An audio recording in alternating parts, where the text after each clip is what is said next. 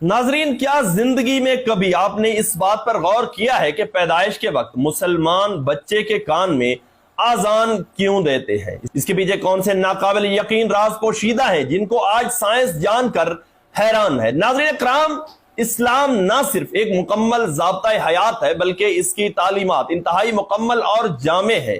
بات چاہے پیدائش کی ہو یا پھر موت کی، یہ زندگی کے ہر پہلو میں ہمیں مکمل گائیڈ کرتا ہے، ہماری رہنمائی کرتا ہے۔ حضرت امام حسن بن علی ابن ابی طالب علیہ السلام یہ فرماتے ہیں کہ رسول اکرم صلی اللہ علیہ وآلہ وسلم نے فرمایا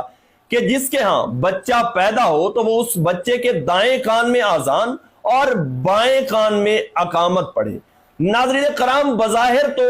آج سے پہلے علماء کرام نے اس کے بارے میں موجود حکمت جو بیان فرمائی ہے وہ یہ ہے کہ آذان کے کلمات سے شیطان بھاگ جاتا ہے، جس کی وجہ سے بچہ شیطان مردود کے شر سے محفوظ رہتا ہے، اور اس کے علاوہ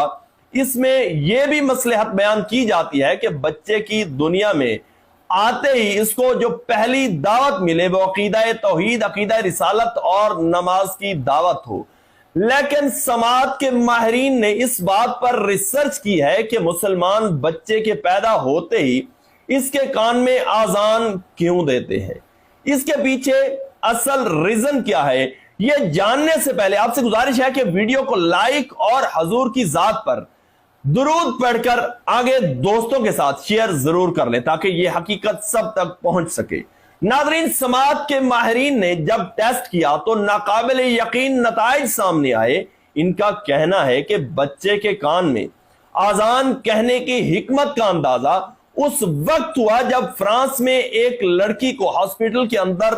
دورے پڑنے لگے، کیونکہ جب اس لڑکی کو دورہ پڑتا تو وہ لڑکی جرمن زبان کے اندر بعض مذہبی دعائیں پڑھنا شروع کر دیتی، اور کیونکہ وہ ایک لڑکی فرانسیسی لڑکی تھی اور جرمن زبان کا ایک حرف ایک لفظ بھی نہیں جانتی تھی، اور حیران کن طور پر جب اسے اٹیک ہوتا تو وہ جرمن زبان میں باتیں کرنا شروع کر دیتی، تو ڈاکٹروں نے فوراً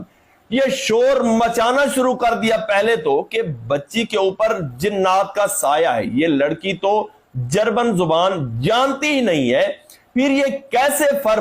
جرمن زبان بول رہی ہے،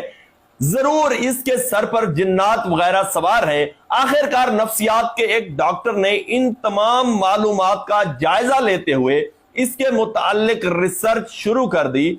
اس تحقیق کے دوران معلوم ہوا کہ جب یہ لڑکی چند ماہ کی تھی، یعنی جب یہ چھوٹی بچی تھی، تو اس وقت اس کی ماں ایک جرمن پادری کے ہاں ملازمت کرتی تھی۔ جب وہ پادری جرمن زبان میں اپنے مذہبی دعائیہ کلمات پڑھتا تو یہ لڑکی اس وقت پنگوڑے میں سو کر یہ وہ کلمات سنتی تھی۔ جب اسے یہ بات معلوم ہوئی تو وہ اس جرمن پادری کی تلاش میں نکل پڑا۔ اسے معلوم ہوا کہ جرمن پادری تو اس وقت اسپین کے اندر موجود ہے، اور جب وہ اسپین پہنچا تو اسپین پہنچنے پر اسے معلوم ہوا کہ وہ پادری ریٹائر ہو کر جرمنی واپس چلا گیا ہے۔ جب اس کی تلاش میں جرمنی پہنچا تو اسے معلوم ہوا کہ وہ پادری تو مر چکا ہے، مگر اس نے اپنی کوشش نہیں چھوڑی، اور اس نے گھر والوں سے کہا کہ اگر اس پادری کے کوئی پرانے کاغذات، کوئی نوٹس ہیں تو براہ کرم وہ مجھے دکھائیں۔ اور گھر والوں نے جب کاغذات تلاش کر کے اسے دیے اور اس نے ان کاغذات کو دیکھا تو تب اسے معلوم ہوا کہ وہ دعائیں جو بے ہوشی کی حالت میں وہ لڑکی پڑھا کرتی تھی، یہ وہی دعائیں ہیں جو پادری کے دعائیہ کلمات تھے۔ جب اس ڈاکٹر نے اس سارے واقعے کے بعد انسانی دماغ پر ریسرچ کی تو اس نے یہ نچوڑ نکالا کہ یہ بچی کی پیدائش کے بعد جو بات اس کے دماغ میں ڈالی گئی تھی وہ اس کے دماغ میں ساری زندگی کے لیے سیو ہو چکی تھی، اور جب بھی اس کے سامنے وہ الفاظ دہرائے جائیں گے تو اس کا دماغ لفظوں کو بہتر طریقے سے محفوظ کرے گا اور اسے اس کام کے لیے موٹیویٹ کرتا ہے۔ یہی وجہ ہے کہ اللہ کے رسول صلی اللہ علیہ وآلہ وسلم نے یہ فرمایا کہ جب بھی کسی مسلمان کے گھر میں بچہ پیدا ہو تو فوراً اس کے ایک کان میں آذان اور دوسرے کان میں اقامت کہو۔ خواتین و حضرات، یورپ کے ماہرین تو آج معلوم کر رہے ہیں کہ اس بات کو کہ انسانی دماغ میں سالہ سال کی پرانی چیزیں سیو رہتی ہیں، مگر ہمارے پیارے نبی اکرم صلی اللہ علیہ وآلہ وسلم نے